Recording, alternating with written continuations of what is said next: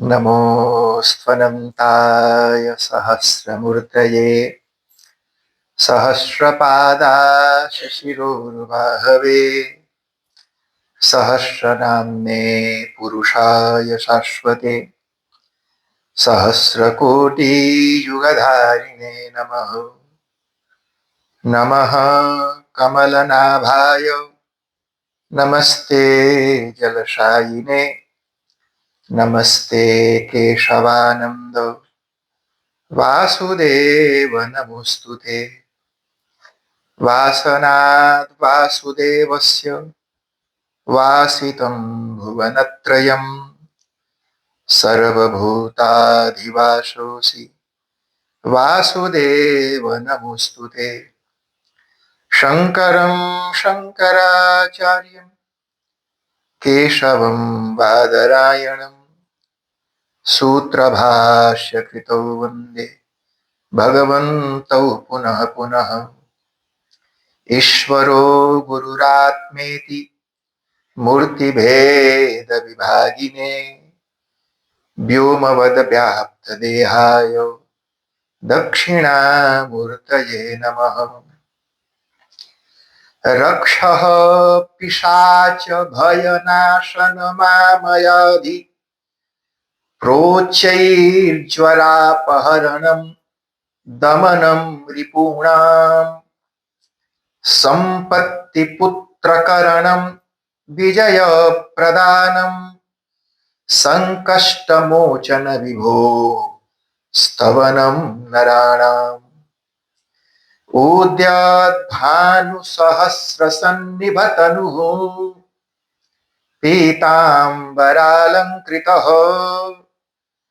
प्रोज्ज्वालानलदीप्यमाननयनो निस्पृष्टरक्षो गणः संवर्तोद्यतवारिदोद्धतरवः प्रोचैर्गदाभिभ्रमः श्रीमान् मारुतनन्दनः प्रतिदिनं ध्येयो विपद्भञ्जनः।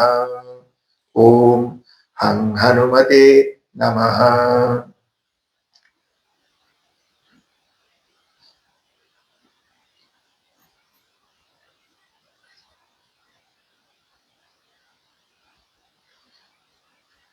जय बोलो सत्य सनातन धर्म की। ओंकारेश्वर महादेव की। बुध भावन भगवान श्री काशी विश्वनाथ की।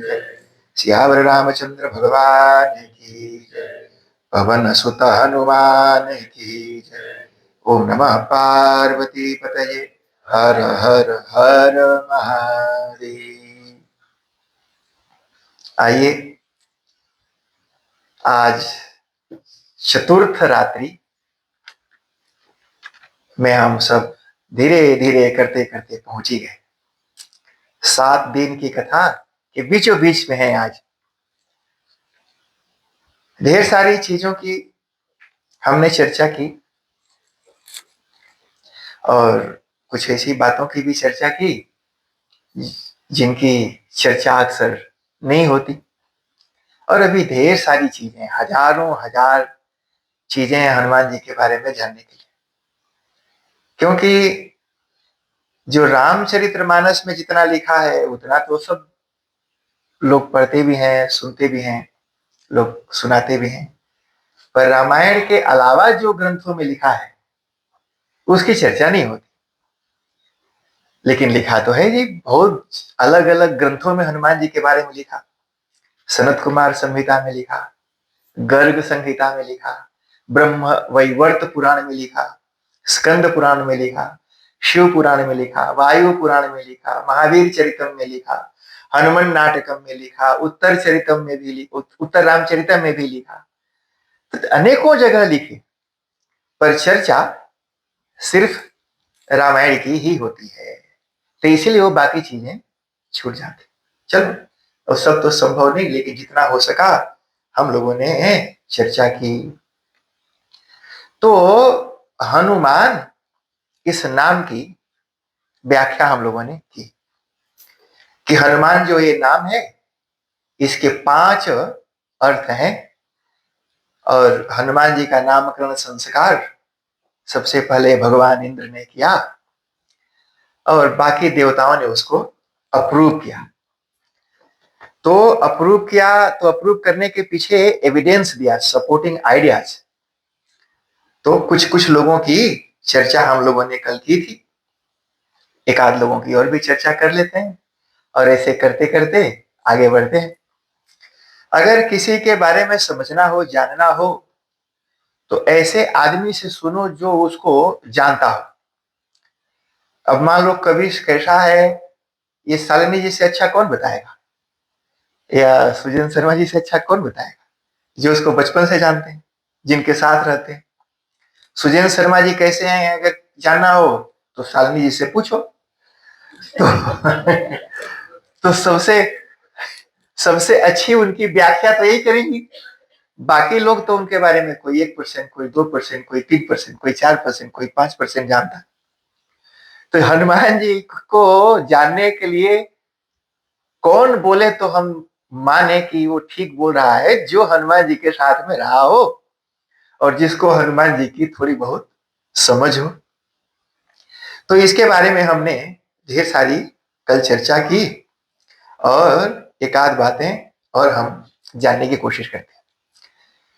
तो हन यह एक संस्कृत का धातु है जिसके 2 अर्थ होते हैं, एक होता है मारना और दूसरी होती है गति। और जो गति है उसके 3 अर्थ होते हैं, ज्ञान और एक माने नॉलेज, एक गति और दूसरी है प्राप्ति। तो ये 3 चीज, गति ही ज्ञानम प्राप्ति अस्ति तदस्य इति हनुमान, ये संस्कृत ग्रामर में उसका अर्थ और मतलब बताया और फिर अपनी बातों को आगे बढ़ाए। कहा कि देखो जी, मारुतस्य समो वेगे गरुणस्य समो जवे अयुतम योजनानां तु गमिष्यामीति मे मतिः। हनुमान जी महाराज के बराबर भी संसार में कोई दूसरा नहीं है और इस बात को सभी लोग स्वीकार करते हैं। सुनो, अगर आपका दोस्त तारीफ करे तो हो सकता है कि थोड़ा आपका फेवर ले रहा हो, मक्खन लगा रहा हो,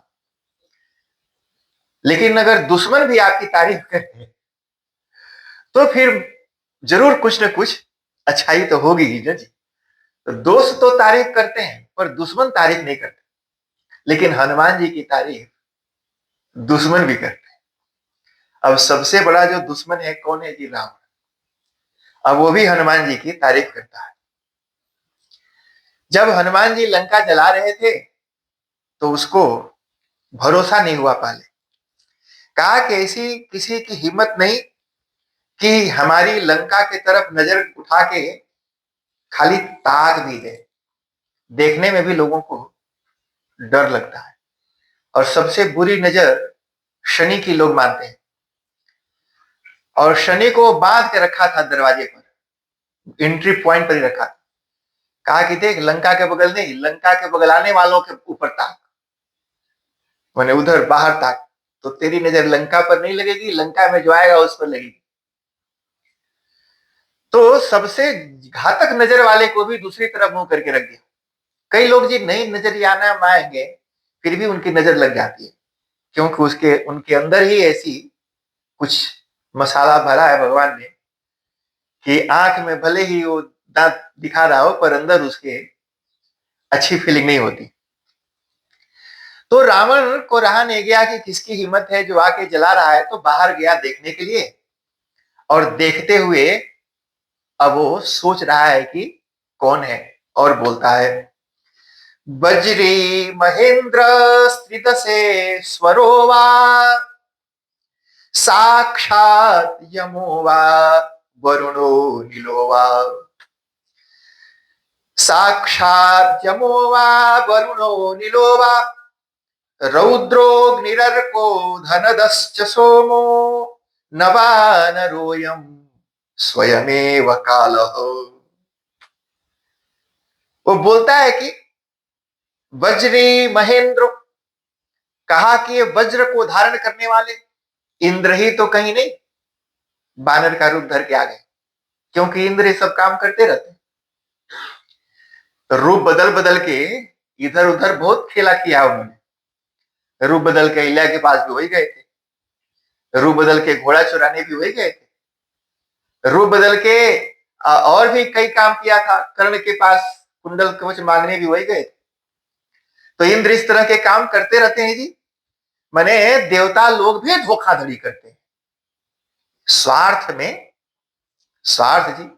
इसलिए तुलसीदास जी ने लिख दिया जी, महात्मा लोग लिख, देव दनुज सब की यह रीति, स्वार्थ लागी करें सब प्रीति। सिर्फ इंसान ही नहीं, इंसान तो स्वार्थ के लिए चिपकता ही है। जब तक मतलब रहता है आप उसको बड़े अच्छे लगेंगे, और जब मतलब निकल जाएगा तो संसार की सारी बुराइयां आप में उसको दिखाई पड़ेंगी।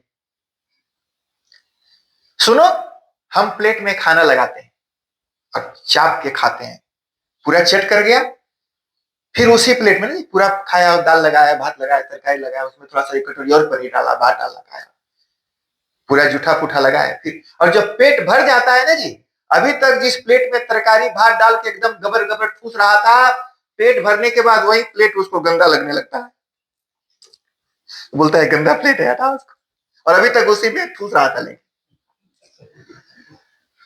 जब तक भूखा था तब तक वही प्लेट उसको बड़ा प्यारा लग रहा था, दनादन मारा, और पेट भरने के बाद वो प्लेट गंदा लगा, उसको हटा देता है। ये संसार जब तक मतलब रहता है तब तक वो आप उसको बहुत अच्छे लगेंगे, बड़े प्यारे लगेंगे, और मतलब निकलने के बाद संसार की सारी बुराइयां आप में देखता है और घूम घूम के गिरियाता है। तो बजरी महेंद्र स्त्रित से स्वरोवा, साक्षात यमोवा, वरुणो नीलोवा। बोलता है कि इंद्र, कहा कि नहीं, नहीं होंगे वो, क्योंकि जिसको मेरा लड़का हरा दिया, इंद्र, इंद्र को जीत लिया, और तब से नामे हो गया उसका इंद्रजीत। मेघनाथ का एक नाम है इंद्रजीत। अच्छा सुनो, चिढ़ाने के लिए, इंद्र को चिढ़ाने के लिए उसका नाम इंद्रजीत रखा। जैसे मान लो किसी ने मार करके किसी का टंगड़ी तोड़ दिया, तो उसका नाम रख दो टंगड़ी तोड़, टंगड़ी तोड़। तो जब जब वो आदमी दिखाई पड़े तो संगे टंगड़ी तोड़ को रखो, बोले टंगड़ी तोड़ इधर आ, तो उसे आदमी चिढ़ेगा ना जी। तो इंद्र को चिढ़ाने के लिए, अब देखो वो लोग भी पहले भी चिढ़ाते थे, हाँ, और इंद्र को भी चिढ़ाते थे जी। गौतम ऋषि ने इंद्र को श्राप दे दिया था जब अहिल्या का शील भंग किया। कहा कि जिसके लिए तुम मेरी स्त्री के पास आया था, तेरे पूरे शरीर में रोम रोम में वही हो जाए। हो गया, बड़ा रोया इंद्र ने, कहा कि ठीक है, श्राप तो झूठा नहीं होगा, लेकिन योनि के बदले आंख हो जाए, तेरे पूरा शरीर में आंखें आंख। तो बाद में लोग चिढ़ाते थे, तो बोलते हजार आंख वाला हट यहां से। तो इंद्र को भी लोग चिढ़ाते हैं, तो पुराने सब चलता आया है, तो इसलिए कोई नई चीज हम नहीं करते हैं। कई लोग बोलते हैं कि महाराज ये टाइम बड़ा बुरा है, सुना है जी, लोग बोलते हैं कितना खराब समय आ गया। अच्छा कब था जी, कब अच्छा था ये बताओ। राम जी आए तो रावण बहुत अच्छा था का? कितने भाग्यशाली हैं, रावण जी से भयानक तो कोई नहीं है। कोई भी टाइम अच्छा नहीं था। जब कर्म अच्छा करते हैं तो समय अच्छा रहता है, और जब कर्म बुरा करते हैं तो समय बुरा हो जाता है। इसलिए काल ही कर्म, काल और कर्म को झूठ मूठ में लोग बदनाम करते हैं। समय को गाली मत दो, अगर कुछ हो तो अपने आप को गरियाओ कि जरूर कुछ ना कुछ गड़बड़ हमने किया। तो कहा कि बजरी महेंद्रो श्रीदशेश्वरो वा, कहा कि नहीं हो सकते। फिर साक्षात यमो वा, वरुणो नीलो वा, कहा कि कहीं यमराज तो नहीं बंधक बना के रखा है, कोई भेष बदल के आ गया। यमराज तो बड़े ताकतवर हैं जी, यमदंड से तो सारी दुनिया डरती। कहा कि नहीं, यमराज भी नहीं हो सकते। फिर कहा कहीं वरुण देवता है, ये लोग देवता बड़े बड़े लोग हैं जी, अलग अलग डिपार्टमेंट संभालते हैं, वरुण कौन है जी? तो वाटर मिनिस्ट्री को संभालते हैं, वाटर सप्लाई, वाटर चेन, ये वाटर केयर देखते। अनिल ओवा, अनिल कहते हैं वायु को। कहा कि वायु देवता बड़े ताकतवर है जी, वायु को तो अपने झोंका में उड़ा दें किसको किसको। तो कहा कि वायु है, कहा कि नहीं वो भी नहीं हो सकते। फिर बोला क्या ये रुद्र है?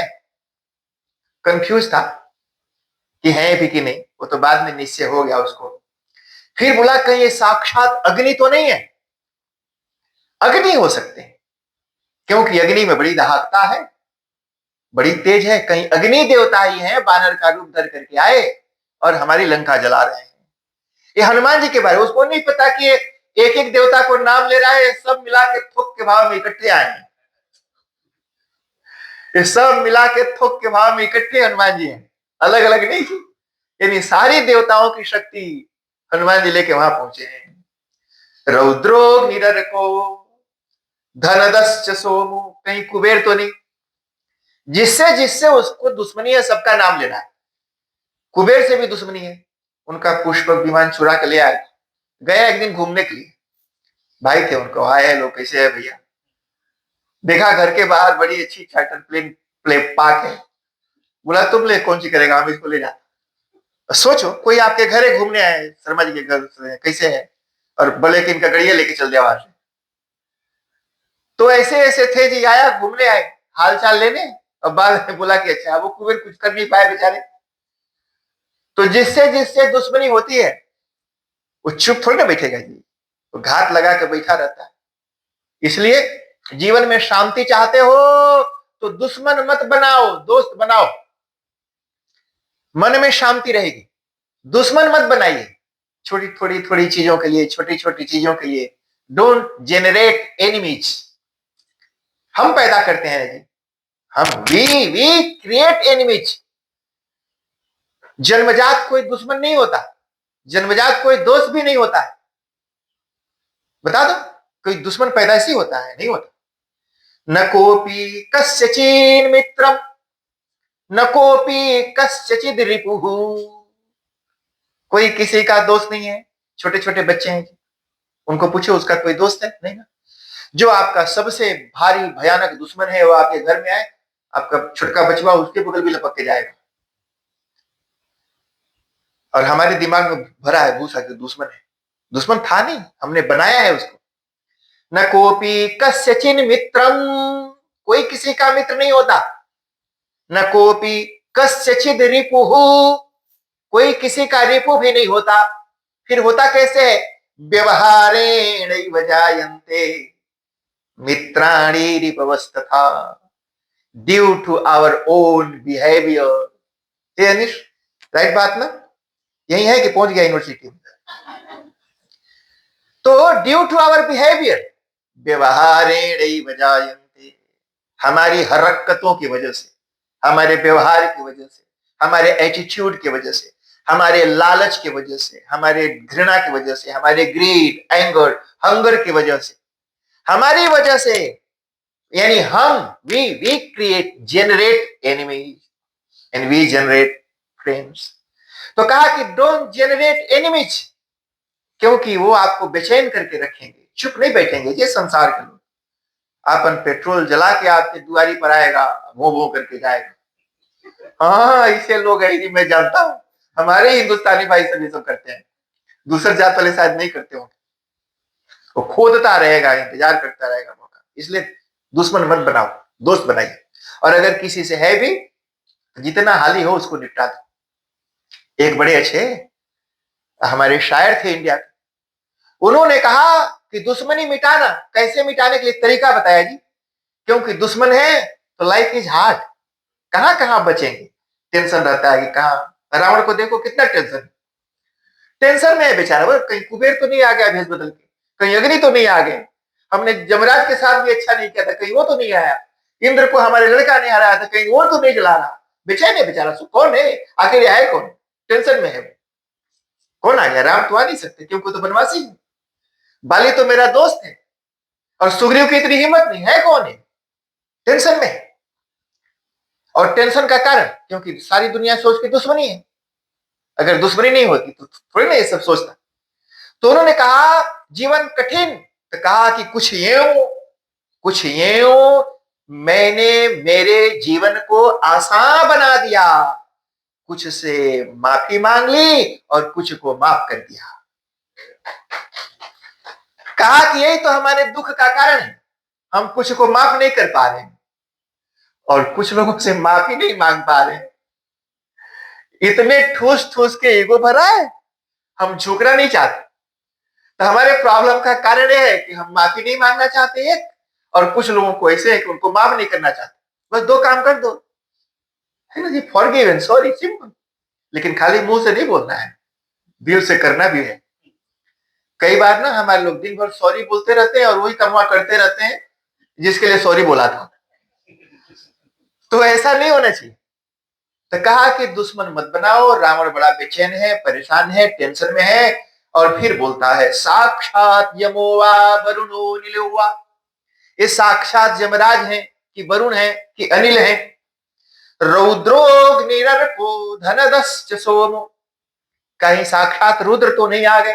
तो बोला कि नहीं, मैं तो उनका परम भक्त हूं, मुंडी काट काट के चढ़ाया, वो नहीं आ सकते। फिर बोलता है अग्नि हो सकते हैं। बोला कि नहीं, वो क्यों आएंगे बेचारे, उनको यही काम है, लोग तो हवन देते ही रहते हैं, गोल्ड क्यों जलाएंगे। फिर रर को कहा कि कहीं भगवान सूर्य ही तो ऊपर से नीचे आ गए, कहीं सूर्य ही ऊपर से नीचे आ गए हो, मारा वही जला रहे हैं, ये सोच रहा है। धन दश्च सोमो, कहीं वो कुबेर तो नहीं, कहीं वही आ गया भेष बदल के, क्योंकि हमने उसको बड़ा सताया, जलील किया, पुष्पक विमान चुरा के लिया है। कहीं ये सोम तो नहीं है, सोम देवता। और फिर कहता है चाहे जो भी हो, पर एक बात तो पक्की है, ये बानर नहीं है। चाहे जो भी हो, पर एक बात तो पक्की है, न बानर हो, ये बानर नहीं है। फिर स्वयमेव कालः, ऐसा लगता है इन सबसे बड़ा जो काल है वो साक्षात काल ही यहां पर आ गया। और अंत में ध्यान लगा करके निश्चय किया कि साक्षात एकादश रुद्र हैं, क्रोध में आकर के जा रहे हैं। तो ये जी रावण भी हनुमान जी के बल को सराहता है, तारीफ करता है। बड़ा भयानक युद्ध चल रहा था, सभी लोगों को रावण ने एक दिन बड़ा पराक्रम दिखाया, घायल कर दिया सबको। और राम जी पैदले लड़ रहे थे जी, उनके पास रथ नहीं था, गाड़ी वाड़ी नहीं, वो बुलेट प्रूफ कार होती है, गाड़ी होती है। और अभी अलग अलग आर्मी के पास होता है वो गाड़ी, उसके अंदर बैठिए, आप अंदर से फायर कर रहे हैं और दूसरा जो फायर करेगा वो गाड़ी में टकरा जाता है। उसी तरह से पुराने जमाने में लोगों के पास रथ होता था, वो रथ ऊपर जाता था, नीचे आता था, लेफ्ट राइट टर्न कर जाता था, और वो पूरा जी अलग अलग अस्त्र शस्त्रों को बर्दाश्त कर सकता था। रथ में अलग अलग तरह के इंस्ट्रूमेंट लगे होते थे, वो जो प्रोटेक्ट करते थे। राम जी नंगे पैर, जूता भी नहीं था पैर में। एक तो जब अयोध्या से निकले तो माता कैकेयी ने सारा सामान तो छीन लिया था, पर खड़ाऊ नहीं छीना। बोला कैसा ठीक है, नंगे पैर नहीं चलो, खड़ाऊ लेके जा। तो मां ने सब छीन लिया, खड़ाऊ नहीं छीना। बेटा आया वो छीन के ले गया। कैकेयी ने तो जा, अब भरत जाए वो खड़गो लेके चले गए। बोला यो दे दो, हम ले जाते। तो वो बेचारे के पास तो कुछ बच में नहीं किया, नंगे पैर। हनुमान जी देख रहे थे, कहे क्या ये, हम रथ का काम करेंगे। राम जी को बोला बैठ जाओ यहाँ पर, और मैं बिल्कुल उसी लेवल पर, जिस लेवल पर रावण है रथ पर, उसी लेवल पर आपको लेके चलूंगा। राम जी ने कहा ऐसे कैसे होगा हनुमान, तुम रथ थोड़ी ना हो। तो बोला हनुमान जी ने कि इसलिए तो बोल रहा हूं कि मैं रथ नहीं हूं, बेटर देन रथ हूं। कहा कैसे कैसे होगा? कहा कि अच्छा एक बात बताइए, जो रावण का रथ है वो रावण को इधर उधर घुमा तो सकता है, पर लड़ाई कर सकता है? वो रावण के तरफ से लड़ तो नहीं सकता ना। लेकिन मुझे देखो, मैं आपको इधर उधर घुमा भी सकता हूं और लड़ भी सकता हूं। और अच्छा एक बात बताइए, उसका रथ फायर नहीं कर सकता और मैं फायर कर सकता हूं। और एक चीज और, आगे से आप प्रोटेक्टेड तो ये हैं, पीछे भी प्रोटेक्टेड हैं। हमारी जो पूंछ है पीछे भी घुमाती रहेगी, मैंने पीछे से भी कोई बाढ़ वाड़ आएगा तो लपेट के उधरे घूमते रहेंगे। और एक चीज और फायदा है महाराज, राम जी ने कहा वो क्या, कहा कि मान लो आप कभी थक गए तो एक झपकी पावर नैप ले लेना, तब तक मैं संभालूंगा। तो आप हमारे साथ चलिए, इतनी सारी फैसिलिटीज। एक दिन लड़ाई में रावण ने ऑलमोस्ट सबको घायल करके हरा दिया, हनुमान जी को नहीं रहा गया। हनुमान जी ने कहा कि इसको रोकना पड़ेगा, तो पहुंच गए तो रावण ने कहा कि अच्छा तुम वही हो जो लंका जलाने आए थे, कहा कि हाँ ठीक पहचाने। कहा कि मैं भी तुम्ही को ढूंढ रहा था, क्योंकि कोई टक्कर का मिल नहीं रहा है।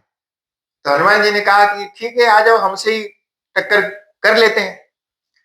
तो रावण ने पूछा कि क्या युद्ध करोगे, कहा कि मुक्का मुक्की हो जाए।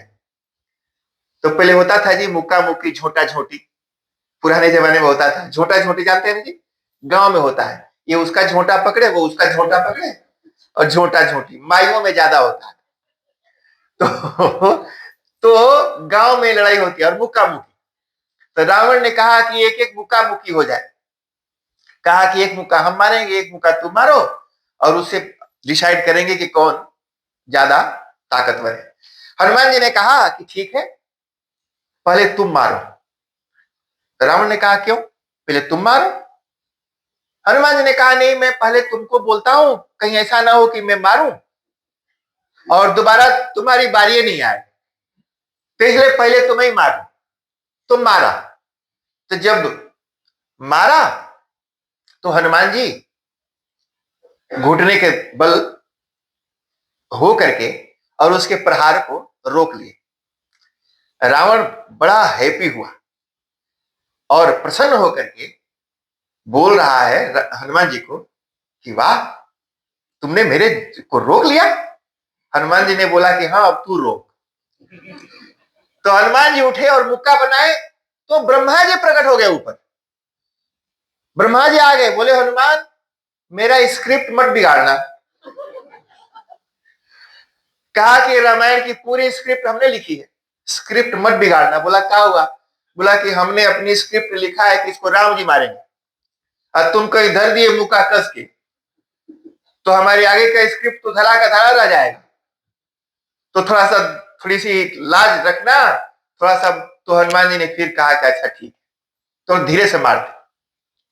फिर भी हनुमान जी ने मारा, धीरे से जी, कस के नहीं, धीरे से मारा, और मुक्का खाके ताही एक क्षण मूर्छा आई। वो मूर्छित माने कोमा में चला गया, माने रावण वेंट इनटू कोमा। एक मुक्का खा के कोमा, और फिर थोड़ी देर के बाद कोमा से बाहर आया तो कपि बल विपुल सराहन लागा।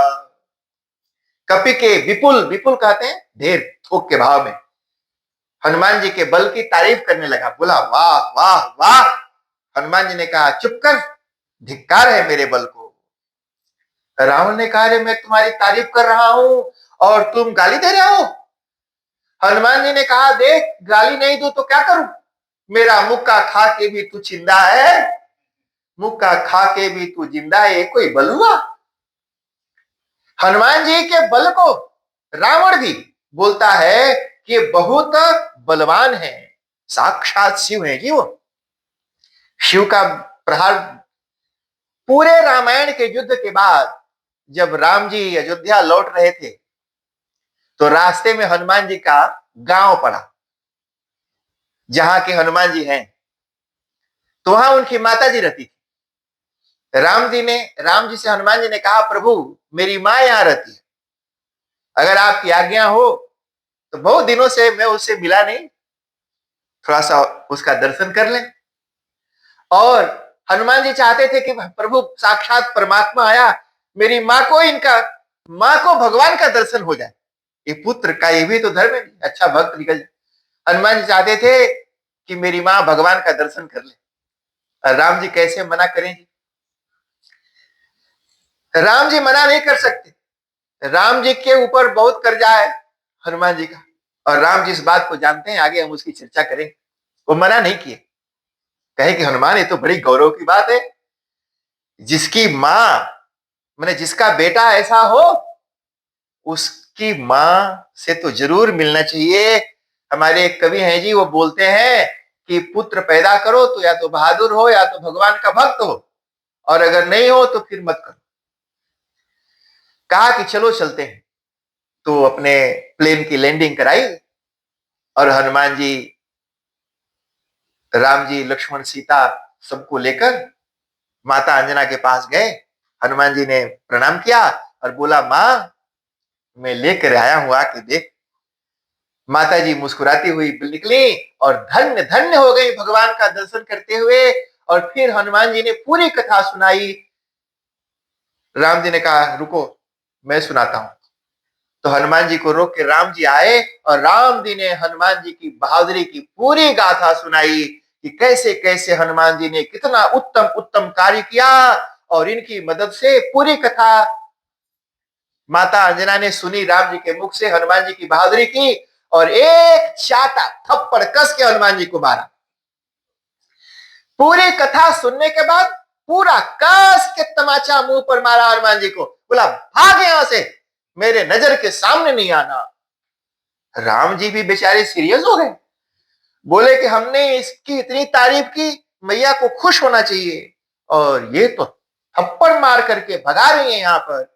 राम जी ने पूछा, मां मार क्यों रही, इसने तो इतना काम किया। बोला, काम खाक काम किया, धिक्कार है इसको। और उसी समय वो बुढ़ौती में माता अंजना ने अपने स्तन से एक एक बूंद दूध निकाल के यूं वहां से बड़े से पत्थर के चट्टान के ऊपर ऐसे फेंका, और वो पूरा चट्टान चूर चूर होकर के चित्रा गया। माता अंजना ने कहा, एक बूंद दूध की ताकत देखिए, ये पत्थर का चट्टान चरचरा करके फड़फड़ा गया, और ऐसे हजारों हजार दूध के बूंद इसके रोम रोम में है। अगर ये चाहता तो पूरी की पूरी लंका को पताल में डुबो देता, और इसके रहते हुए आपको युद्ध करना पड़ा, आपको बाण खाना पड़ा, आपको बंधक बन के पाताल लोक में जाना पड़ा, आपको इतनी तकलीफ हुई, यह सोच करके मुझे तो धिक्कार है ऐसे लड़के को, जिसके रहते हुए आपके जीवन में ये है जी। इतना करने के बावजूद भी माता अपने पुत्र से संतुष्ट नहीं हो रही। ये हनुमान जी की बहादुरी है जी, इतने ताकतवर हैं आप सोच भी नहीं सकते। क्यों जी, ताकत तो जो प्रलय कर देने वाले भगवान शिव साक्षात वही तो हनुमान जी बनकर के आए। एक बार जब अयोध्या गए तो जैसे मां अपने बेटे को खिलाती पिलाती है, उस तरह से माता सीता अपने हाथ से बना करके हनुमान जी को खिलाती, बोलती है कि तू मेरा बेटा है। जरा सोचिए जी, साक्षात भक्ति स्वरूपा बोली कि लंका में तो मैं तुम्हें कुछ खिला नहीं पाई, तू तोड़ के खाया भी तो उसके बदले में लड़ाई झगड़ा करना पड़ा, पर यहां तो बना के खिलाती। एक दिन हनुमान जी से माता ने पूछा कि अपनी पसंद की चीजें बताओ, तो हनुमान जी ने सब बताया।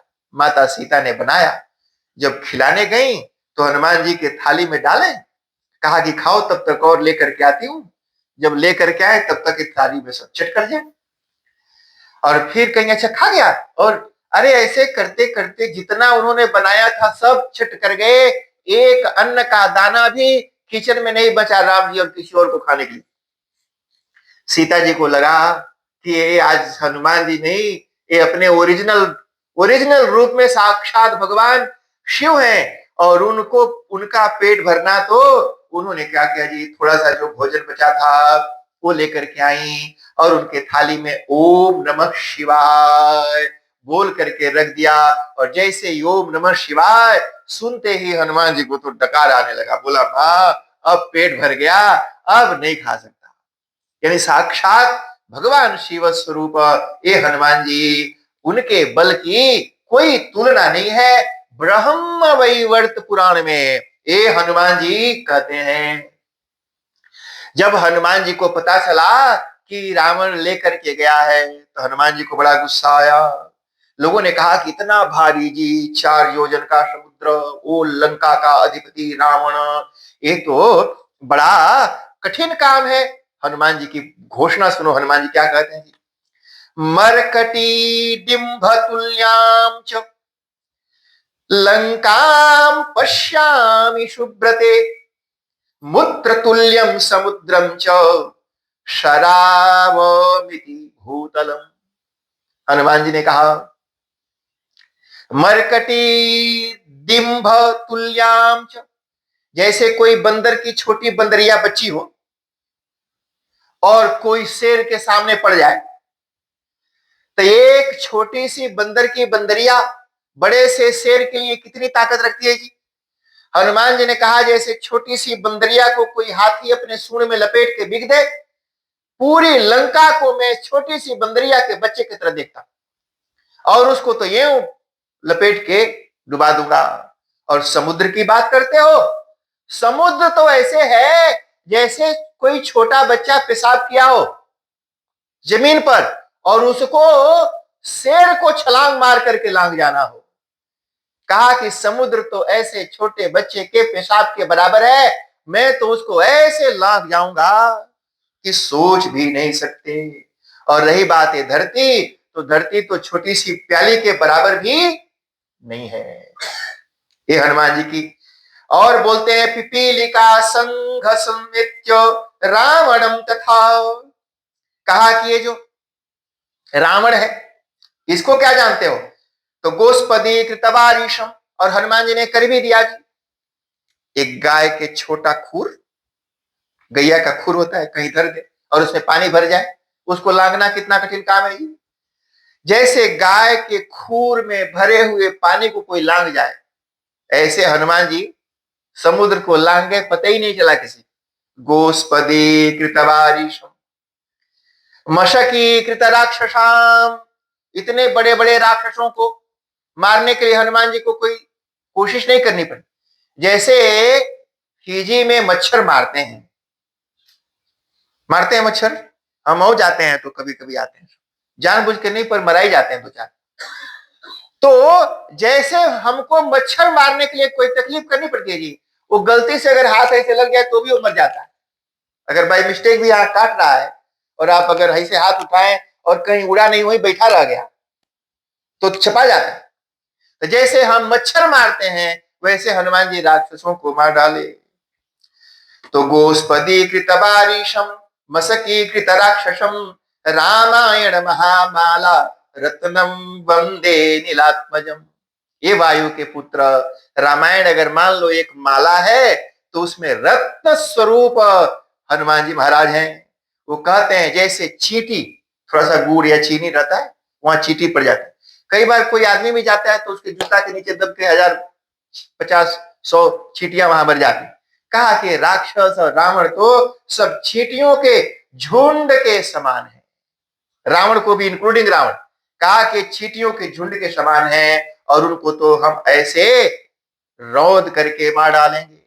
तो दुश्मन भी हनुमान जी की तारीफ करते हैं। एक प्रशंसा और सुन लीजिए जी, और वो प्रशंसा करने वाली जो देवी है वो है लंकिनी। तो आप सब जानते हैं लंकिनी के बारे में, आपने सबने उसके बारे में सुना।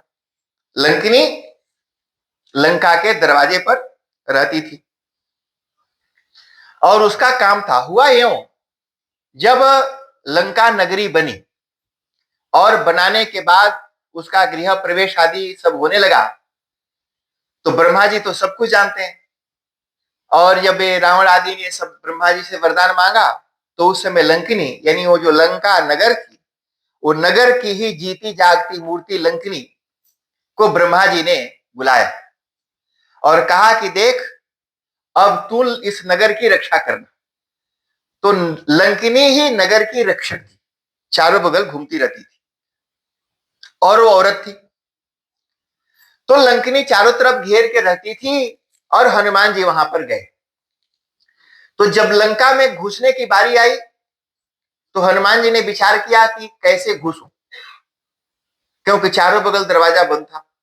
वो चाहते तोड़ के अंदर जंप करके जा सकते थे, लेकिन वो चाहते थे कि दरवाजे से चले ताकि थोड़ा था पता भी लगे दरवाजा कितना मजबूत है और कैसे रास्ता है, क्योंकि वो सब उनका पर्पज पता लगाना भी था। मैंने दरवाजे में वो जो जो कब्जा वगैरह लगा, हिंच विंच कितना स्ट्रांग है, वो अंबिका जी ठीक से लगाया है या नहीं, तो वो सब जानने के लिए। तो उन्होंने बहुत विचार करने के बाद सोचा कि छोटा रूप धारण करूं। कितना छोटा? कहा कि मशक, मशक समान, माने मच्छर के समान सबसे छोटा मच्छर होता है। कई लोग, कहीं किसी ने कहा कि मच्छर के समान हनुमान जी रूप धर के घुसे। कहीं एक महात्मा कथा सुना रहे थे, तो कई बार लोग उल्टा सीधा क्वेश्चन करने वाले होते हैं। कोई आदमी आया और पूछा, महाराज हनुमान जी जब मच्छर के बराबर हो गए तो मच्छर तो बहुत छोटा होता है, तो जो राम जी ने अंगूठी उनको दी थी, वो अंगूठिया क्या किया, उसको कहां रखा? कहा को तो मुंह में लेके उड़े थे, और मच्छर के मुंह में तो अंगूठी समाएगी नहीं, तो अंगूठी कहां धरे थे? तो बोला कि देख भाई, वो मच्छर सतयुग का मच्छर था, नहीं त्रेता युग का। अब त्रेता युग में वो रावण कुंभकर्ण इतने जब्बर जब्बर होते थे, तो मच्छर भी तो जब्बर जब्बर होंगे। तो जब वो लोग उतने जब्बर जब्बर होते थे, तो मच्छर भी तो कम से कम बिल्ली या मुर्गा के साइज का तो होगा। तो उतने बड़े के मुंह में तो अंगूठी आ जाएगी। तो बोला हाँ, सके हो यहीं से। तो हनुमान जी मशक समान, माने मच्छर की तरह छोटा रूप धर के, और घुसे कैसे जी? दरवाजा से नहीं जा सकते, तो दीवार और किवाड़ के बीच में थोड़ा सा गैप था। मैंने वो दरवाजा तो सटा रहता है ना जी, कई बार ऐसे दरवाजे पे हवा भी नहीं आ जाए, पर वहां थोड़ा सा गैप था, तो उसी गैप में घुसे। तो घुसे तो पूरा शरीर तो अंदर घुस गया, पूंछ बाहर दिख गई। वो लंकिनी की नजर बड़ी तेज थी, वो कूद के पूंछ पकड़ के घींची, और घींच के बाहर निकाली। कही कह रहे, तू मेरा भोजन और चोरी चोरी अंदर घुस रहा, तेरे को पता नहीं कि मेरे रहते कोई भी चोर इस लंका के अंदर प्रवेश नहीं कर सकता? हनुमान जी ने कहा, चुप कर, झूठी कहेंगी। अरे तू बोलती है कि कोई चोर अंदर नहीं जा सकता, और इतना भारी चोर अंदर घुस के बैठा है। बोली कौन सा चोर? कहा कि दूसरे की पत्नी को चुराने वाला चोर, नहीं तो क्या साधु होगा? कहा कि वो तो चोर ही है, चोरी करके गया, काहे नहीं रोकी? तो इधर उधर लगी ताकने लंकिनी। कहा कि देखो बहस नहीं करना, और बहस कर भी रही है जी, बहस कर रही है, और बोल रही है कि बहस नहीं करना है, ऐसे झपटी जी खाने के लिए कि पकड़ के उसको चट कर जाऊं। तो हनुमान जी समझ गए। मैंने बताया था आपको कि हनुमान जी बहुत बड़े ज्योतिषी हैं और बहुत बड़े साइकोलॉजिस्ट हैं जी। साइकोलॉजी माने लोगों के हाव भाव देख करके समझ जाते हैं। एक जरूरी नहीं आजकल के साइकोलॉजिस्टों को तो कुछ बुझाता नहीं। एक दिन एक लड़की आई, मैंने उससे पूछा कौन सी करता? बोली कि साइकोलॉजिस्ट हूं। और उस लड़की को देख कर वो लड़की साइको लगी हमको। वही वही मुझे लगी कि उसको साइकोलॉजी की जरूरत है। तो कई लोग जी साइकोलॉजिस्ट, कई बार न्यूरोलॉजिस्ट भेटाता है, लगता है इसे वो कुछ न्यूरोलॉजिकल प्रॉब्लम है, उसी को देखने की जरूरत है। तो इस तरह से जी संसार के लोग ऐसे हैं, वो डॉक्टर मर्जिया लगता है। तो जब डॉक्टर में बीमार है तो इलाज क्या करेगा? उसी को देखो। अच्छा जी चलो, हनुमान जी समझ गए कि बीमार है, इसको ट्रीट करना पड़ेगा। तो क्या बीमारी थी जी? तो कई बार फिल्टर बोला कि इसकी किडनी खराब है, क्योंकि रावण के यहाँ अलग अलग खराब चीजें खाती है, दुष्ट अन्न खाई है और दुष्ट जल पिया है। तो दुष्ट भोजन करने से इसका जो रक्त है वो दूषित हो गया। कई बार उल्टा सीधा खाता है आदमी, पीता है तो उल्टा सीधा बोलता है। कहा कि इसकी किडनी खराब हो गई है, इसके रक्त दूषित हो गया है, और दूषित अन्न से दूषित मन, और इसीलिए उल्टा सीधा ये बोल रही है। अगर कोई रकम इसका डायलिसिस कर दिया जाए, कोई रकम इसका डायलिसिस हो जाए तो ठीक आ जाएगी। अब वहां कोई नर्स तो रही नहीं, और वो डायलिसिस मशीन भी नहीं रहा। हनुमान जी ने without any doctor, without nurse, without dialysis machine इसका डायलिसिस कर दिया। एक मुक्का मारा उसको, और एक मुक्का मारा तो खून भर भर करती हुई बाहर से मुंह के भरे गिरी जी। वो डायलिसिस हो गया उसका। मुक्का मार के डायलिसिस करते हैं हनुमान जी। कितने अच्छे डॉक्टर ने, देखो जी, वो सिर्फ डॉक्टर को बुलाते नहीं, अगर डॉक्टर ना हो तो खुद इलाज भी कर देते हैं। तो इसलिए लंकिनी का इलाज कर दिया, और जैसे ही उसका खून बाहर निकला उसकी बुद्धि शुद्ध हो गई। अच्छा सुनो, हनुमान जी का मुक्का था, वो बड़ा जोर से नीचे गिरी थी। मुक्का खा के जितनी जोर से नीचे गिरी, वो तो रावण तो मूर्छा में बेहोश था, और ये लंकिनी जितनी स्पीड से नीचे गिरी थी उसके डबल स्पीड से उठ के खड़ी हो गई। किसी ने पूछा, भाई जितना जोर से तुम गिरी नहीं उससे डबल जोर से उठ के खड़ी क्यों हो गई? लंकिनी ने कहा कि मैंने सोचा कि एक मुक्का मारा है, इसके पहले कि दूसरा धर दे, इसके पहले कि दूसरा धर दे उठ के खड़ी हो जाओ, नहीं तो दूसरा धर देगा तो फिर हम धरा जाएंगे और उठने के लायक नहीं रहे। अरे उठी कैसे जी? पहले तो उल्टा सीधा बोल रही थी, अब उठते ही हाथ जोड़ करके हनुमान जी की तरफ घूम गई। अब वो लंकिनी हनुमान जी की ग्लोरी गाती है और बोलती है, धन्याहमप्यद्य धन्याहमप्यद्य चिराय राघव स्मृतिर्ममासि भवपासमोचिनी तद भात संयोग्यति दुर्लभो मम प्रसीदताम दासरथी सदा मम। लंकिनी हनुमान जी की प्रशंसा करती है और तारीफ करती है। वो बोलती है, धन्याहमद्य धन्याहमद्य, कहा कि मैं आज धन्य हो गई। धन्याहमप्यद्य चिराय राघव, और राम जी को संबोधित करती, मतलब उनको, लंकिनी को हनुमान जी में साक्षात राम जी दिखते और हैं भी जी, वो राम ही है। राम जी को अपने संगे हनुमान जी ले गए थे लंका घुमाने के लिए, वो बाद में चर्चा करेंगे। तो हनुमान जी में लंकिनी को राम जी दिखाई पड़ रहे और वो बोल रही है, धन्याहमद्य, आज मैं धन्य हो गई। और चिराय राघव, हे राघव, स्मृतिर स्मृतिर, मेरी मेमोरी, जो ब्रह्मा जी ने मुझे कहा था वो मेरी मेमोरी आज भी है और वो जागृत हो गई। स्मृतिर्ममासी भवपासमोचिनी, यानी संसार के बंधन में बंधकर चारों लंका के चारों बगल चक्कर लगाती हुई मैं इस लंका की रक्षा कर रही थी, यही बधी और फंसी हुई पड़ी हुई हूं, लेकिन अब मेरी मेमोरी जाग गई है। और तद भक्त संगोप्यति दुर्लभो मम, और उस साक्षात भगवान के साक्षात भक्त रामदूत है ना जी, रामदूत अतुलित बलधामा। अच्छा सुनो, जैसे हाई कमिश्नर होता है ना, दूत बोलते हैं उसको, राजदूत। अगर इंडिया का हाई कमिश्नर यहाँ है, अगर वो जाए तो उसको इंडिविजुअली ट्रीट नहीं करते, वो इंडिया का रिप्रेजेंटेटिव है and he is treated as a India. उसको इंडिया की तरह, वो पूरा इंडिया है, वो जो हाई कमीशन पूरा इंडिया है।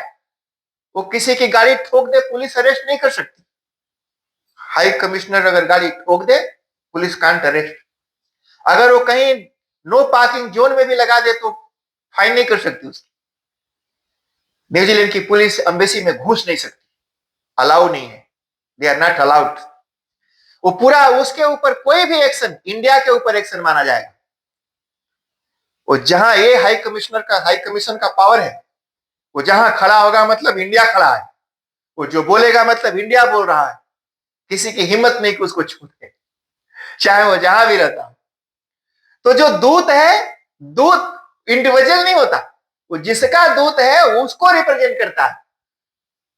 तो ये राम हनुमान जी, इसलिए नमो रुद्रावताराय जो मंत्र है, नमो रुद्रावताराय अंजनी गर्भ संभूताय अखंड ब्रह्मचर्य व्रत पालन तत्पराय राम लक्ष्मण रक्षकाय सीता स्वासनाय भूत प्रेत पिशाच डाकिनी शाकिनी ध्वंसकाय प्राणी मात रक्षकाय रामदूताय नमः। ये साक्षात भगवान राम के दूत राम ही है जी। राम साक्षात राम को देख रही है और बोलती है, क्या बोलती है? प्रसीदताम दासरथी सदा मम, मतलब हनुमान जी नहीं, राम जी मेरे ऊपर प्रसन्न हो, ये बोल रही है। प्रसीदताम दासरथी। दासरथी राम जी का नाम है। दशरथ के जो पुत्र उनको बोलेंगे दासरथी जी। तो दशरथ के जो पुत्र हैं उनका नाम है दासरथी। दासरथी प्रसीदताम दासरथी सदा मम। माने वो भगवान राम मेरे ऊपर सदा प्रसन्न है। और वो बोलती है, क्या बोलती है जी? तात मोरयति पुण्य बहुता देखें नयन राम कर दूता। कहा कि कुछ न कुछ पुण्य तो होगा। और पुण्य क्यों नहीं होगा जी? साक्षात ब्रह्मा जी ने जिसको आशीर्वाद दिया हो, और हनुमान जी ने मुक्का जिसको मार दिया हो, जिसको हाथ लगा दिया हो। हाथों में बड़ी शक्ति होती है, ध्यान देना। ऐसे किसी दुष्ट आदमी को छुओगे ना जी, तो उसकी दुष्ट एनर्जी आपके अंदर घुस जाएगी। इसलिए किसी नीच आदमी जिसके अंदर कड़वाहट भरा हो, जेलसी भरा हो, और आपको पता हो कि इसका दिल अच्छा नहीं है, इसका मन, उसको छूना नहीं, दूरे दूर रहना। दूरे से ऐसे ऐसे करो। हाँ, अगर सटोगे तो ट्रांसफर कर देगा, वो हाथ लगाते ही पूरा डाल देगा अंदर। नहीं छूना चाहिए। किसी भी गलत चीज को छुएंगे एनर्जी आ जाएगी। और अगर अच्छी चीजों को छुएंगे, हम बार बार भगवान की मूर्ति को छूते हैं, साधु महात्मा ब्राह्मणों के पैर को छूते हैं, उनकी पॉजिटिव एनर्जी हमारे अंदर आती। हनुमान जी ने उसको टच किया, राक्षसी थी। लोग मुझसे पूछते हैं, हमारे आदरणीय शर्मा जी का क्वेश्चन है कि क्या स्त्री हनुमान जी की पूजा कर सकती है क्या? औरत कई बार, एक किसी के घर गया जी, उन्होंने कहा महाराज आ जाओ हनुमान जी की पूजा करते हैं। मैं गया, अब हस्बैंड आकर के बैठ गया अपना पैंट घींचता हुआ, और मैं बैठा हूं कि घर वाली अब आएगी, और बार बार पैंट घींचे और इधर उधर ताके। हमने कहा भाई काफी देर नहीं आई, तो मैं पूछा कि भाई घरवाली नहीं? बोली नहीं महाराज, हनुमान जी का पूजा है, घरवाली नहीं करेगी। हमने कहा भाई क्यों नहीं करेगी? एक पंडित जी से पूछा, कहा कि भाई काहे नहीं करती है घरवाली पूजा? वो पंडित जी हैं जी। तो अच्छा, वो जो पंडित जी, काफी पुरानी बात है ये, मुझे लगता है कि लगभग 15 साल, जब मैं यहाँ आया था नया नया, उस समय की बात है। मैं भी यहाँ तौर तरीका सीख रहा था कि कैसे कैसे क्या क्या होता है। एक पंडित जी थे, तो मैंने कहा भाई हमको नहीं बुझा रहा है, तो पंडित से पूछो, ये पूजा पाठ कराता है, रोट वोट कराता था वो पंडित। फुल टाइम पिज्जा हट में काम करता था। फुल टाइम पंडित जी पिज्जा हट में काम करता था, पार्ट टाइम रोट कराता था, पूजा पाठ कराता था। तो हमने एक दिन उससे पूछा, कहा कि भाई कहीं औरत को नहीं बैठाता? तो बोला कि हनुमान जी ब्रह्मचारी हैं, इसलिए औरत को नहीं बैठाते। हमने कहा एक बात बताओ, कौन से ग्रंथ में लिखा है कि अगर औरत बैठ गई तो हनुमान जी के ब्रह्मचारी को खतरा पैदा हो जाएगा? हनुमान जी को कोई ऐसा नियम है बताओ? हनुमान जी के ब्रह्मचारी को कोई खतरा नहीं। और औरत को खतरा है क्या? हनुमान जी उसको, औरत को देख करके कहीं हनुमान जी का इरादा तो खराब नहीं हो जाएगा? कौन से ग्रंथ में ऐसा लिखा? कहीं कोई एविडेंस तो दो कि औरत हनुमान जी की पूजा नहीं कर सकती। और तू रोट कराता है, रामायण पढ़ता है, लंकिनी की कथा नहीं पढ़ी? अगर एक राक्षसी औरत को छू सकते हैं, मुक्का मारा ने जी। अच्छा सुनो, बिना औरत को छुए सका मुक्का मारे? बिना छुए मुक्का सकता मारे? बिना छुए मुक्का नहीं मारा जी, छुआ मुझको। एक राक्षसी को छू सकते हैं, और एक मानुषी जो शुद्ध मन से, एक दुष्ट मन वाली राक्षसी जो खा जाना चाहती है, उसको वो छूते हैं और उनके ब्रह्मचर्य को कोई खतरा पैदा नहीं होता। और एक मानुषी स्त्री जो श्रद्धा और प्रेम से हनुमान जी को पूजना चाहती है, वो बैठेगी तो हनुमान जी को खतरा पैदा हो जाएगा। ये बात तेरे को किसने बताई? रामायण है जी, पढ़ो ना। स्वयं प्रभा कौन थी? जानते हैं ना जी स्वयं प्रभा को? सुनाएंगे, आगे बताऊंगा। वो औरत थी, हनुमान जी उससे मिले थे। औरत थी, गुफा में मिली, जो फल वगैरह खिलाई थी, बाहर रास्ता निकलने के लिए रास्ता बताई थी। अरे जब सीता जी को खोजने के लिए गए थे, तो स्वयं प्रभा औरतें थी ना जी। हनुमान जी को उससे कोई एलर्जी नहीं हुई और उससे मिले थे। अच्छा, सुरसा कौन थी जी? मेल या फीमेल? सुरसा नाम यही के माता, औरत थी जी। मुंह में गए बाहर आए, हनुमान जी को प्रॉब्लम नहीं हुई। अच्छा, सिंहिका कौन थी जो पकड़ के हनुमान जी को खाई और हनुमान जी पेट फाड़ के बाहर आ गए थे? वह औरतें रही। अच्छा सुनो, हनुमान जी को 3 औरतें भेटाई और तीनों खाने वाली। इसको चर्चा करें। तीनों खाने वाली जी, ये बेचारे पुरुष करें क्या? ओ हनुमान जी, बेचारे हनुमान जी। अच्छा चलो, तो 3 औरतें भेटाई जी हनुमान जी को, किसी को प्रॉब्लम नहीं। एक और चीज जान लो, जब पूरी लंका की लड़ाई समाप्त, इस शर्मा जी का क्वेश्चन है जी, उन्होंने मुझे पूछा है ना जी शर्मा जी? पूछ भी ला उनको, देखो ऐसे अब नहीं बता, उन्होंने पूछा है। तो पूरी लंका की लड़ाई समाप्त हो गई, जितने राक्षस थे सब के सब मारे गए, सब लड़े मरे, तो राक्षस बचे नहीं थे आखिरी तक। विभीषण जी बचे थे क्योंकि वो लड़े नहीं थे, लड़े होते तो भी मरे होते, पर वो लड़े नहीं। और एक रावण का नाना, वो बूढ़ा माल्यवान, वह नहीं लड़ा, वह बचा था, और 2-4 थे और एक आध बच गए होंगे। वो सब हाथ जोड़ करके आए लंका के बाहर सरेंडर करने के लिए, कि अब कोई बचा नहीं, हाथ उठा के व्हाइट फ्लैग लेकर के, we are here to surrender, महाराज जो बच गए हैं उनको छोड़ दो। जो बचे कौन है जी? तो खाली औरतें ही बची हैं।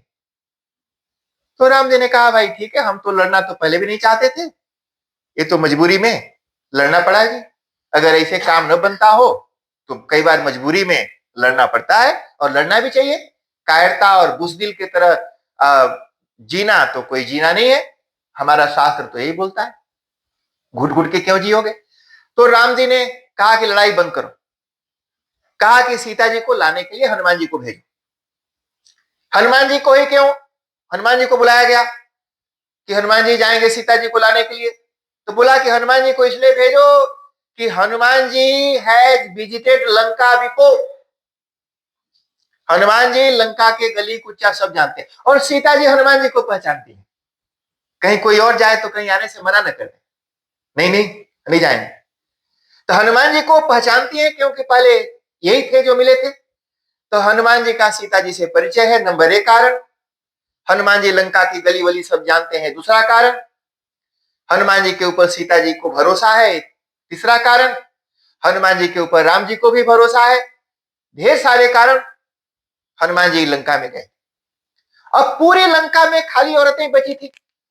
उनको पता चला, जो सीता जी के अगल बगल में रहती थी राक्षसियां, जो रावण को रहते सीता जी को डराती थी, वो सारी राक्षसियों को और पूरी लंका के राक्षसियों को जब ये बात पता चली कि वही बानर जो पूरी लंका चला गया था वही फिर से आ रहा है, तो सब डर गए। तुलसीदास जी ने लिखा है, ये तुलसीदास जी का स्टेटमेंट है, हनुमान जी से साक्षात मिले हुए व्यक्ति का।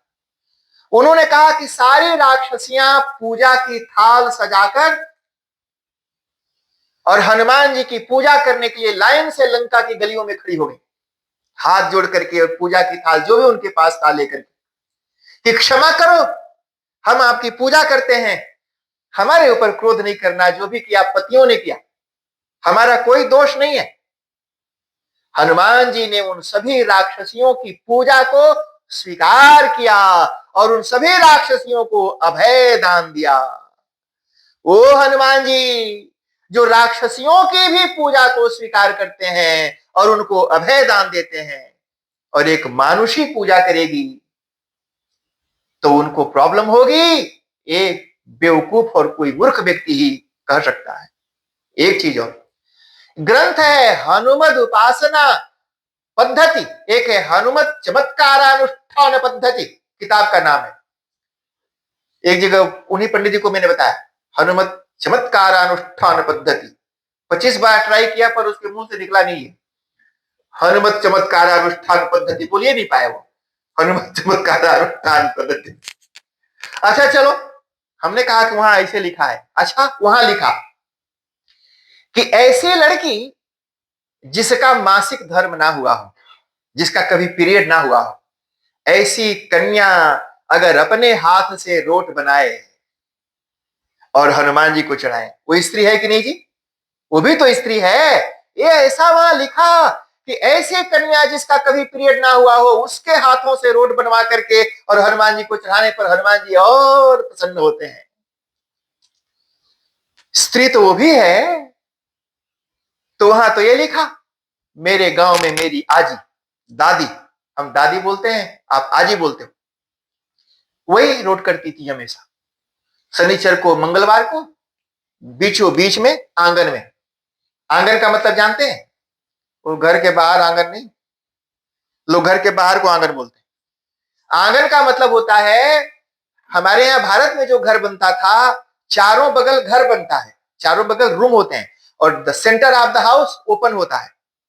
बारिश होती है तो आंगन में पानी गिरता है, चारों बगल कमरे हैं और सेंटर ऑफ द हाउस खुला है। सुनो, दैट इज कॉल्ड ब्रह्मस्थानम of the house. Vastu, according to Vastu Shastra, उसको ब्रह्मस्थान कहते हैं। और centre of the house is called ब्रह्मस्थानम, एंड ब्रह्मस्थान मस्ट बी ओपन, ओपन होना चाहिए, ताकि वो ब्रह्मस्थान, वो देवताओं की, देवियों का वो पॉजिटिव एनर्जी घर के कोने कतरी में जाता रहे और अंदर के निगेटिविटी को समेट करके बाहर ले जाती रहे। अभी हम चारों तरफ से पैक कर देते हैं तो सब नेगेटिविटी वहीं रहती है और पॉजिटिव आता नहीं।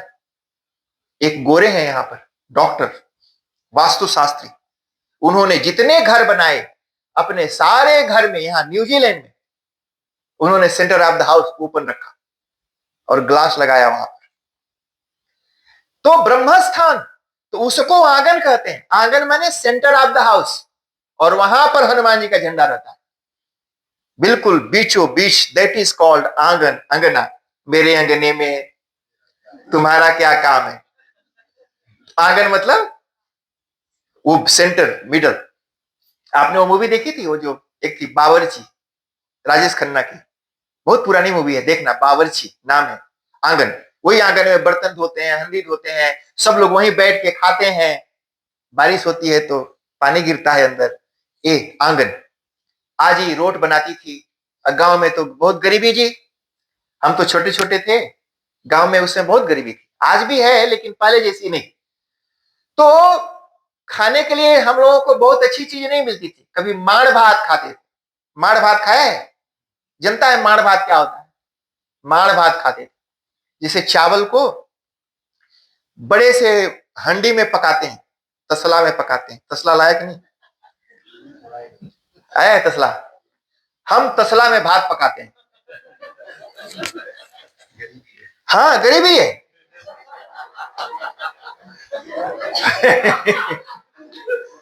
तो बड़ा सा तसला, वो हंडी है, उसको तसला कहते हैं। वो तसला में भात पकाते हैं खूब पानी डाल के। जब भात पक जाता है तो आप क्या करते हैं जी, एक छन्नी लेते हो और भात को पलट देते हो, तो सारा उसका जो लिक्विड होता है, स्टार्च जिसमें भात पकता है, उस लिक्विड को माड़ कहते हैं। द नेम इज कॉल्ड माड़। माड़, ये जो लेटर के अक्षर हैं,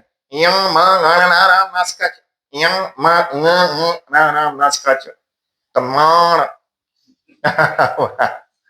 तो माड़ बोलते हैं उसको। सुनो, ये धोती है ना हमारी, ऐसे लुजुर पुजुर हो जाती है, तो कई बार थोड़ा सा माड़ लेकर के उसको डुबा, जैसे शर्ट वगैरह होते हैं ना, कॉटन शर्ट लुजुर पुजुर हो जाता है, स्टार्च। तो हम स्टार्च कहां गरीब आदमी खरीदेगा? हम तो जानते नहीं थे स्टार्च क्या है, वो माड़ में डुबा देते थे। द माड़ was used as a starch. वो माड़ में डुबा देते थे कुर्ता को और ऐसे कड़क हो जाता था। अच्छा सुनो, तो आप तो माड़ को सिंक में गिरा देते हैं, हम उस माड़ को बड़ा से तसला में भात बनाते थे और छोटे से तसली, तसला और तसली, तो छोटे से तसली में उस माड़ को ले लेते थे और फिर उसी माड़ में थोड़ा सा नमक डाल के और फिर भात के ऊपर दाल के रकम डाल करके उसी से। कांट अफोर्ड दाल एंड सब्जी, ये गरीबी। घी और ताल, घी वगैरह कहाँ मिलता था? तो एक बड़ा सा मोटा सा रोट देखिए आप, तो पूरा उसमें मुनक्का, बटर, चीनी ये डाल डाल करके रोट बनाते हो। वो मोटी सी रोटी गुड़ डाल के तावा के ऊपर, अब इतनी मोटी रोटी तावा पर कहां पकेगी, तो तावा के ऊपर सेका, फिर उठा के उसको चूल्हा में डाल दिया। वो लकड़ी का तो चूल्हा था, चूल्हा में डाल के खूब पकाया और ऊपर से थोड़ा सा घी ऐसे लगा दिया एक प्लेट में रखकर, और वो जो झंडा आंगन के बीचों बीच में वहां ले जाकर के उसी को थान कहते थे, वही थान होता था। वो हनुमान जी का थान है, बिल्कुल बीचों बीच में वो झंडा के नीचे, वहां पर ले जाकर के आजी रोट रखती थी और बैठ के हनुमान चालीसा पढ़ती थी, और फिर सबको तोड़ तोड़ के पूरे गांव में लड़कों की लाइन लगती थी। अरे वो एक टुकड़ा रोटी भी गुड़ मिला हुआ मिल जाता था, लोग खुश होकर खाते थे। शनिवार को मंगलवार को आज ही रोट करती थी, औरत करती थी, पुरुष नहीं, क्योंकि वो तो खेतों में काम करते थे, गन्ना काटते थे, कोई गन्ना काटे गेहूं काटे, वो आज ही किया करती थी, औरत भी रोट करती।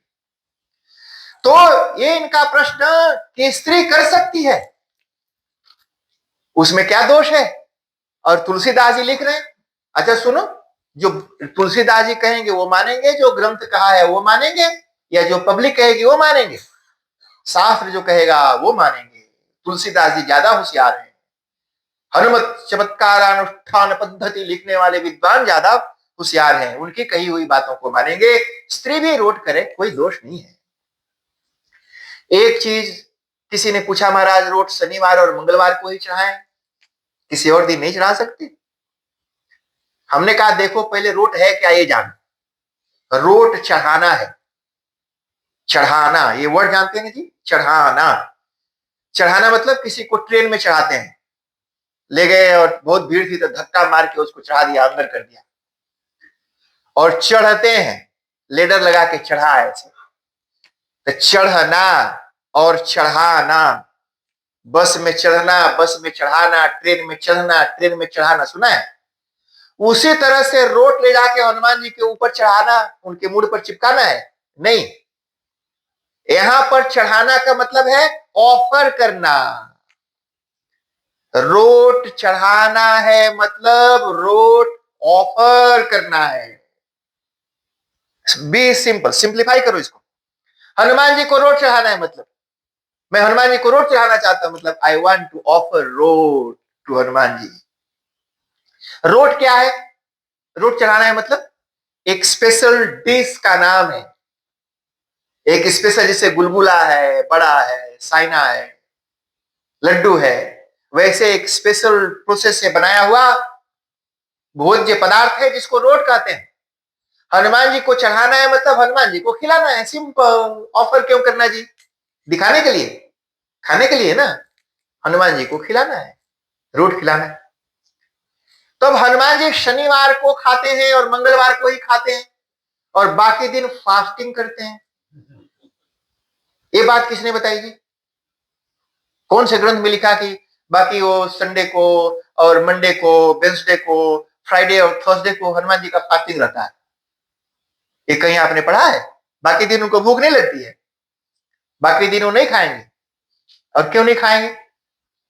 अच्छा, सुबह खाते हैं वो और बाकी दिन भर उनको भूख नहीं लगती, ये बात किसने आपको बताई? वो जो ग्रंथ है, बाहर हमारी पुस्तकें पढ़ी है, उसमें एक पुस्तक है सनातन धर्म के विधि विधान, उसको पढ़िए, ले लीजिए।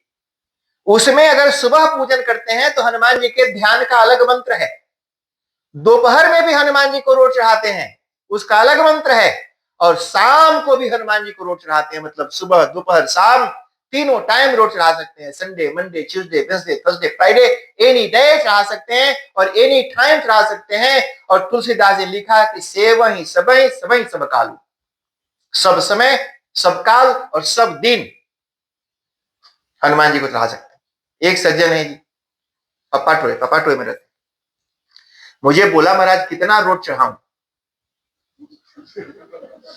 बोला कितना रोट चढ़ाऊं? अच्छा सुनो, कभी इसको खिलाना है आपको पूरी और हमसे पूछें कभी इसको कितनी पूरी खिलाऊं? अरे भाई, जो जिसको खिलाना है उससे पूछो ना, कितना खाएगा बेटा बता, हमसे क्या पूछता है। अब हमसे पूछे महाराज कितना रोज रहा हूं, मैंने कहा हनुमान जी को फोन कर पूछ कितना खाएंगे। अरे हनुमान जी कितना रोट खाएंगे उसको मैं कैसे डिसाइड करूंगा जी, how will I decide how many rate, कितना रोट हनुमान जी खाएंगे, वो तो उनके ऊपर डिपेंड करता है ना जी। हनुमान जी विल डिसाइड, अगर स्वाद बना होगा तो ढेर खाएंगे, नहीं स्वाद बना होगा तो नहीं खाएंगे, छोड़ देंगे। इसलिए वो डिसीजन बनाने वाला मैं कौन होता हूं जी। तो नंबर्स नाना, जितना मूड में बोझा भूसा भर के रहेगा लाइफ में प्रॉब्लम होगी। बेचारा कंफ्यूज है कि 3 थे रखी कि 5 के रखी कि 7, कहीं कम रख दिया तो हनुमान जी मुंड फोड़ दे। ये भूसा भरा हुआ है, confusion so many. Hanuman ji road के लिए भूखे नहीं है, तुम्हारी भाव है, भाव के भूखे हैं। पूरा धर दो ना जी, पूरा हंडी जो जितना बनाया पूरा थरिया ही रख दो, पूरा थरिया ही रख दो जितना बनाया है, जितना हनुमान जी को खाना होगा खाएंगे, बात खत्म। महाराज जितना ही बनाया था सब धर देता, आपको जितना चाहिए ले लो, जो आप छोड़ दोगे वो हम खाएंगे। तो इसलिए नंबर का भी कोई नियम नहीं है, ये तो मन की भावना है कि 3 रखो, ऑड नंबर, इवन नंबर, ये हम डिसाइड करते हैं। हनुमान जी को इससे कोई मतलब नहीं। तो इसलिए नंबर का भी कोई नियम नहीं है, दिन का भी नियम नहीं है, और टाइम का भी कोई नियम नहीं है। कोई भी कर सकता है और किसी भी समय कर सकता है। हम वो पंडित जी को पकड़े और उनसे पूछे, बोले महाराज हमारा तो ये विचार है और ऐसा ग्रंथ में लिखा है।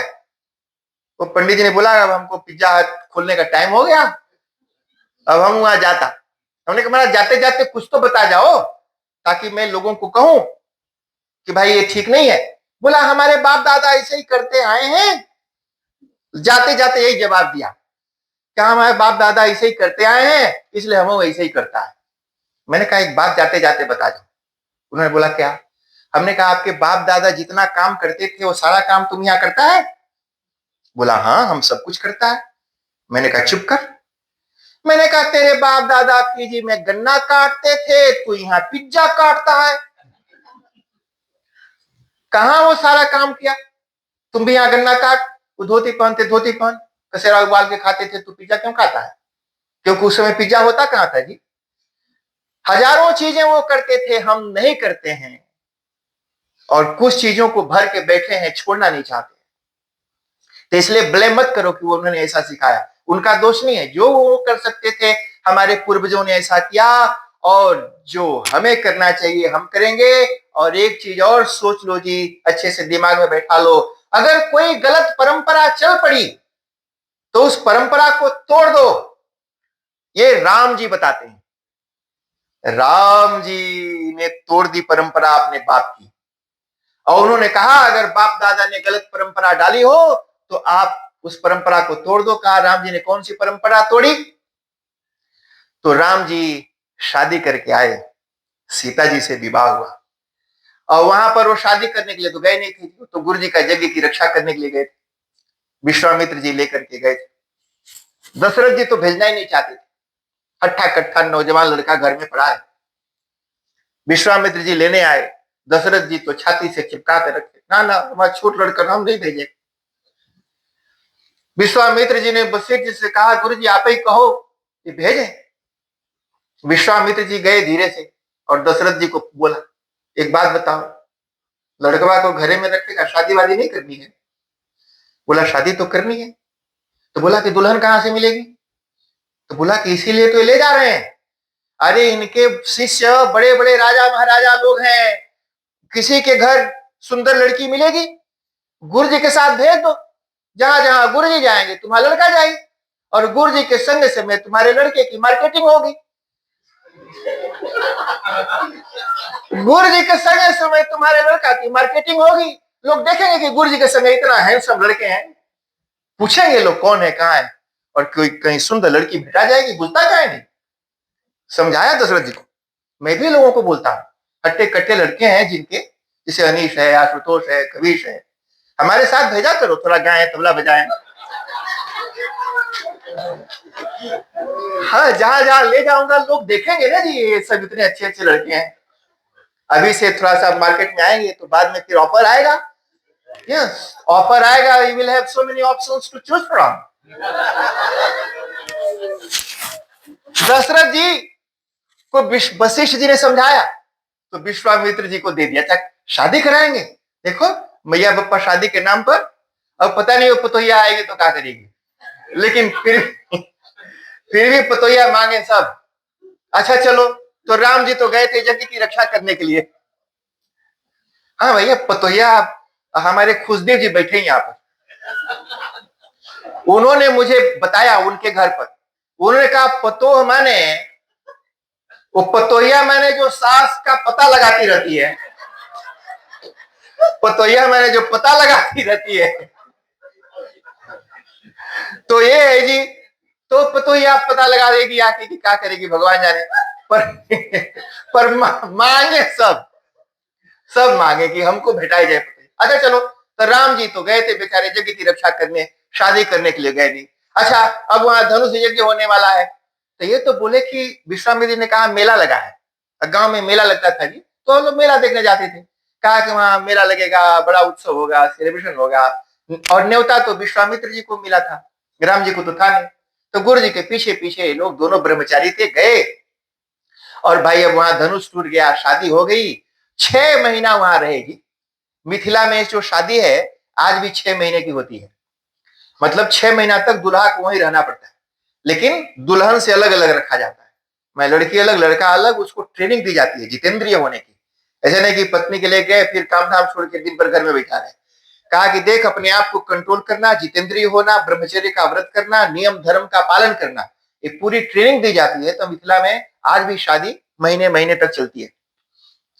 शादी हुई, वहां मिले जुले नहीं, कुछ लेना देना नहीं, पति का कुछ गिफ्ट गुफ्ट नहीं मिला, राम जी ने कुछ भी नहीं दिया, बारात लेके गए तो भी ये बेचारे दूर दूर में, कई बार नई नवेली दुल्हन दुल्हन उधर शर्माए और दूल्हा अलग शर्माए, तो आज के रकम बेशर्म तो होते नहीं थे पुराने जमाने के, तो पुराने जमाने के तो जी बड़ी थोड़ा सा मर्यादा में रहते थे। आज तो यही मैया पप्पा बैठे रहते हैं, उनको कुछ आता नहीं है, उसको बोलता नहीं पप्पा बुढ़ाया गया, उसको नहीं बुझाएगा। तो लेकिन पुराने जमाने में लोग बड़ी मर्यादा का पालन करते थे, इसलिए मर्यादा पुरुषोत्तम। मर्यादा मतलब अपनी मर्यादा, अपनी लिमिट में, अपनी हद में, क्या करना क्या नहीं करना, कहाँ नहीं करना, क्या बोलना क्या नहीं बोलना, ये मर्यादा पुरुषोत्तम भगवान राम। शादी होकर के अयोध्या आ गए, पहली बार ये दोनों एकांत में अकेले मिले। अब राजा चक्रवर्ती सम्राट का पुत्र, सीता जी बड़ी एक्साइटेड थी कि वहां तो कुछ दिया नहीं, अब राजा लोग हैं, पहली बार जब पहली रात को अपनी पत्नी से मिलते थे तो कुछ गिफ्ट गुफ्ट देते थे, सोचा कि राम जी कुछ देंगे, कुछ अच्छा उपहार मिलेगा। तो राम जी जब शाम हुई तो राम जी आए एकदम ऐसे हाथ हिलाते हुए, दरवान सब गेट खुलते गए, खोलते गए, अंदर घुसते गए। सीता जी झांक के देख रही कि कुछ लेके नहीं आ रहे, खलिए हाथ आ रहे, सोचा कि शायद कुछ बड़ा सामान होगा, पीछे लेके आ रहे होंगे। भाई वो खुद कैरी नहीं करते, नौकर चाकर कैरी करते हैं। और नजदीक आए तो देखा कि दरवाजा सब पीछे बंद होता जा रहा है, एक दरवाजा अंदर आए तो बंद हो गया, फिर दूसरा दरवाजा, और कहीं कोई आए नहीं, और ये अंदर आ गए। अब सीता जी का जो थोड़ा मुंह था लटक गया, सोचा कि कुछ देंगे थे तो कुछ दे ही नहीं, खलिए हाथ आए। सीता जी बड़ी एक्साइटेड थी, पर अब बेचारी थोड़ी कहीं कि चलो कुछ भेटाना उठाना नहीं, अब कोई बात नहीं है। राम जी ने कहा सीते मैं कुछ देना चाहता हूं। अरे सीता जी बोली क्या बात है, कुछ सरप्राइज है लुकवा के रखे हैं, अब मंगाएंगे। राम जी ने कहा सीता मैं तुम्हें एक वचन देना चाहता हूं। फिर मुंह लटक गया उनका, कहा कि ये बाप बेटा खाली बचने देते हैं,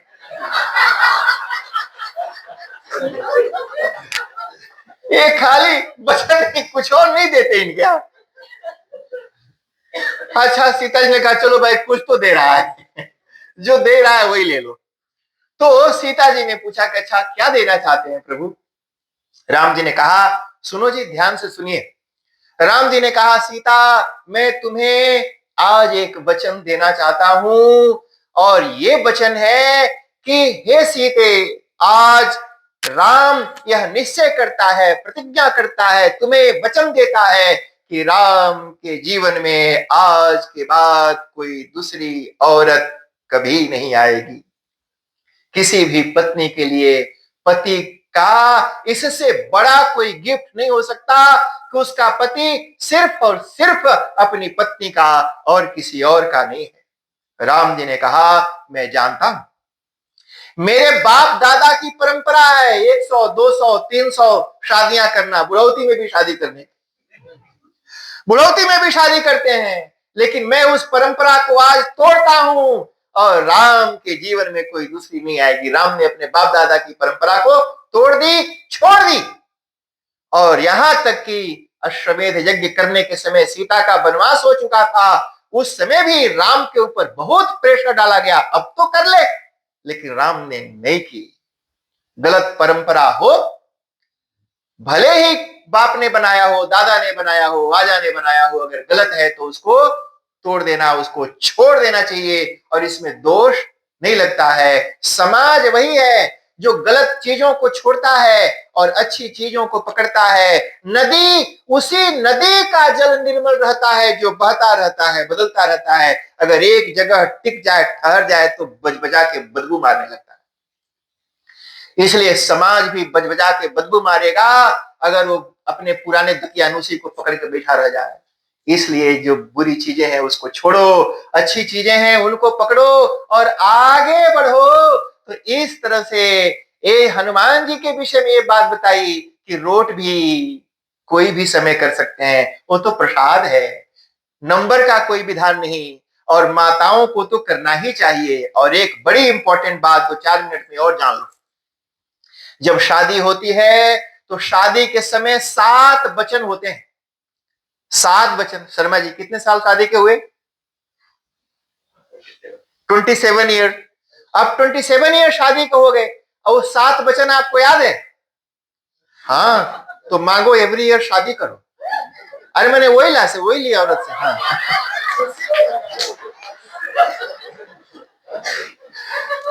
रिफ्रेशर कोर्स करो उसको, एवरी ईयर एक रिफ्रेश करो उसको, फिर से 7 फेरे और 7 वचन करो। 25 साल होने पर तो करते ही हैं, तो इस फेरे लेते हैं और वो 7 वचन को रिपीट करते हैं। अच्छा सुनो, वो जो पंडित शादी कराते हैं 7 वचन में जब कन्यादान करते हैं तो पिता बोलता है, अनया सह धर्मश्चरितव्यः, अनया सह त्वया धर्मश्चरितव्यः। वो पत्नी राइट हैंड में बैठी रहती है शादी में, नहीं जी, शादी में पत्नी राइट में रहती है, लेफ्ट में नहीं बैठती। पूरी शादी में राइट में बैठती है और जब पूरी शादी हो जाती है तो आखिरी में 7 वचन मांगती है और फिर राइट से उठकर लेफ्ट में आती है। जो 7 वचन मांगती है उसमें एक वचन ये है कि आज के बाद जीवन में जो भी धर्म करेगा, यज्ञ करेगा, अनुष्ठान करेगा, तीर्थ करेगा, धाम करेगा, मुझे अपने साथ रखेगा। वो पंडित माइक में लेके जोर जोर से चिल्लाता है, अगर तुम्हें स्वीकार है तो मैं राइट से उठकर लेफ्ट में आऊं। ये वचन है। हस्बैंड प्रॉमिस करता है कि तेरे बिना मैं कोई भी धर्म का कार्य नहीं करूंगा। तो फिर रोट करते समय, हनुमान जी की पूजा हवन करते समय उस पत्नी को अलग क्यों रखता है? और जो पंडित बोलता है कि नहीं बैठेगी, उस पंडित से पूछो कि तुम शादी में तो माइक लेके ऐसे चिल्लाया था और आज ऐसे बोलता है। अगली बार शादी करना तो बताना कि हमेशा साथ में रखूंगा, लेकिन रोट को छोड़ के। तो देखो जी, धर्म अनुष्ठान पत्नी के साथ करना चाहिए, पत्नी के बिना होता नहीं। इसीलिए तो पत्नी को लाते हैं जी, पत्नी लाते ही इसीलिए हैं ताकि धर्म करेंगे, यज्ञ करेंगे, अनुष्ठान और पूजन करेंगे जी। ये बात बताइए। और कहा जी, तात स्वर्ग अपवर्ग सुख धैर्य तुला एक यम।